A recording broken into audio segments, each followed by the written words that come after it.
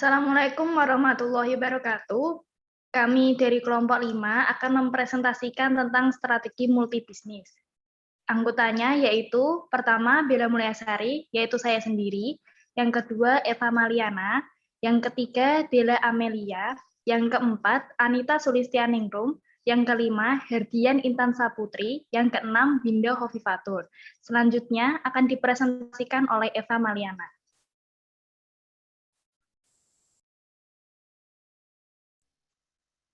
Latar belakang. Dalam suatu organisasi dibutuhkan suatu strategi untuk menunjang suatu tujuan-tujuan tertentu serta saran jangka panjang. Pada hakikatnya, strategi juga merupakan suatu perencanaan serta proses evolusioner terhadap target-target masa depan. Dalam suatu pembelajaran mengenai teori organisasi dan administrasi, terkadang terdapat ketidakpahaman mengenai strategi itu sendiri, maupun perbedaan antara strategi dan tujuan organisasi, efektivitas perusahaan, tingkatan-tingkatan dalam strategi itu sendiri, hubungan antara strategi dan kinerja organisasi dengan model balance scorecard, dan peranan administrasi dalam suatu organisasi perencanaan yang bersifat strategis.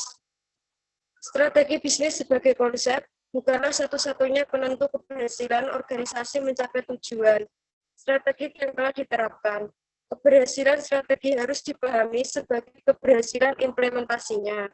Strategi bisnis secara konseptual mungkin sudah baik, tetapi jika implementasinya buruk, hasilnya adalah kegagalan. Dalam perspektif manajemen strategi, strategi MSDM merupakan bagian dari proses implementasi dari bisnis. Ini berarti bila strategi SDM terisolasi dari strategi bisnis yang menjadi pilihan strategi organisasi, maka praktek-praktek MSDM akan menghasilkan kualitas SDM seperti yang dibutuhkan. Selanjutnya akan dipresentasikan oleh Dela Amelia.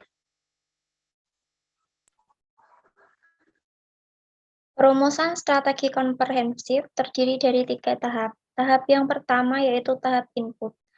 Tahap ini meringkas informasi dasar yang dibutuhkan dalam perusahaan strategi pada tahapan berikutnya. Tahap yang kedua yaitu tahap pencocokan. Tahap ini fokus pada menciptakan alternatif strategi yang layak dengan mencocokkan faktor eksternal dan internal kunci. Tahap yang ketiga yaitu tahap keputusan. Tahap keputusan merupakan tahap akhir dari kerangka penyusunan strategi. Yang selanjutnya akan dilanjutkan oleh Anita.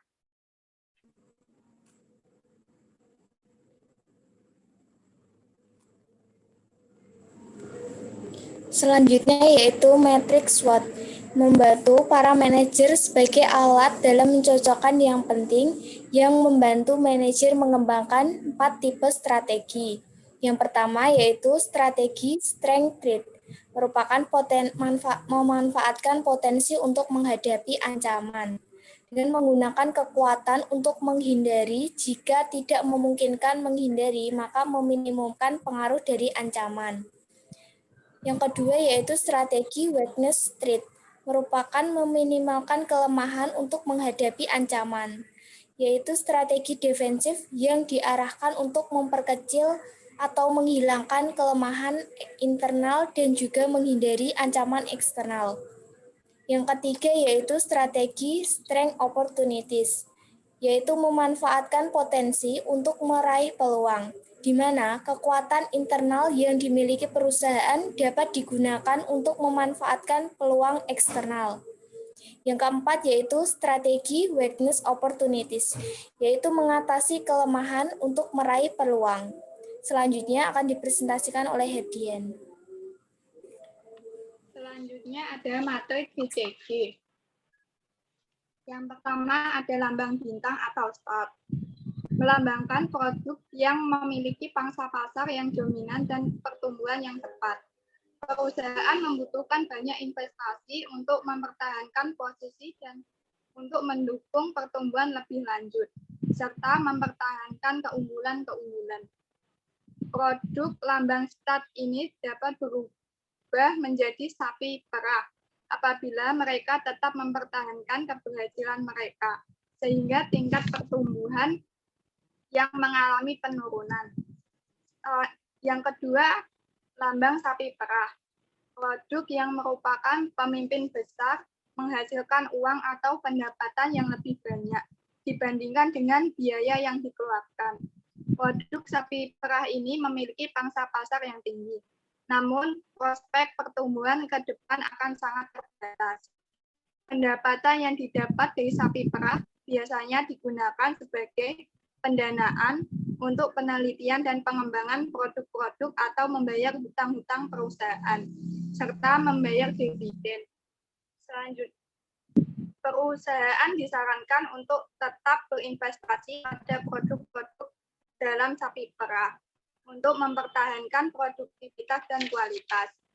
Yang ketiga ada anjing atau dog.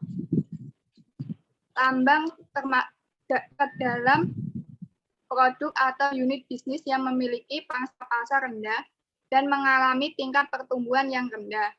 Keuntungan juga sangat rendah atau bahkan harus menderita kerugian. Pada umumnya, lambang anjing ini merupakan beban bagi perusahaan karena menguras waktu, manajemen, dan sebagian sumber daya perusahaan. Bisnis atau produk yang berada dalam lambang ini biasanya mengalami pengurangan divestasi ataupun likuidasi oleh manajemen perusahaan. Yang terakhir ada tanda tanya atau question mark. Kadang-kadang juga disebut problem children atau wildcard. Yang termasuk dalam lambang adalah produk atau bisnis unit yang memiliki prospek pertumbuhan yang tinggi tetapi pangsa pasarnya masih sangat rendah. Penghasilan yang didapat tidak seimbang dengan biaya yang dikeluarkan. Namun karena prospek pertumbuhannya sangat pesat sehingga berpotensi untuk berubah menjadi bintang. Manajemen perusahaan tersebut disarankan untuk tetap berinvestasi pada produk atau bisnis unit yang berada dalam lambang tanda tanya karena pertumbuhan yang tinggi. Selanjutnya dipresentasikan oleh Winda.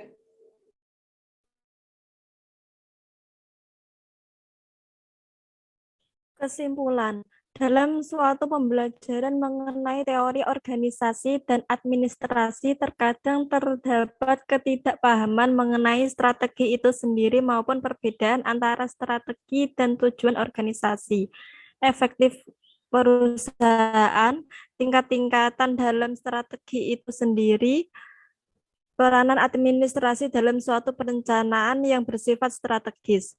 Pertama, strategi komprehensif yaitu kerangka kerja yang dapat mempermudah penyusunan alternatif-alternatif berdasarkan informasi dasar yang diperoleh dari perusahaan.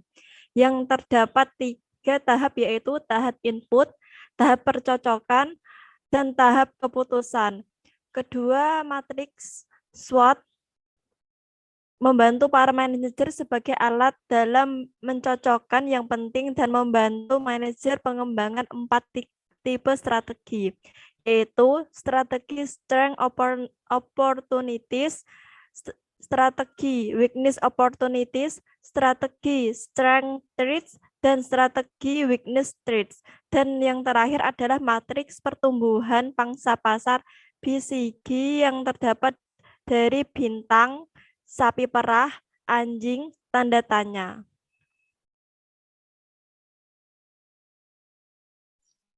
Sekian presentasi dari kami. Apabila ada kesalahan, mohon dimaafkan. Wassalamualaikum warahmatullahi wabarakatuh.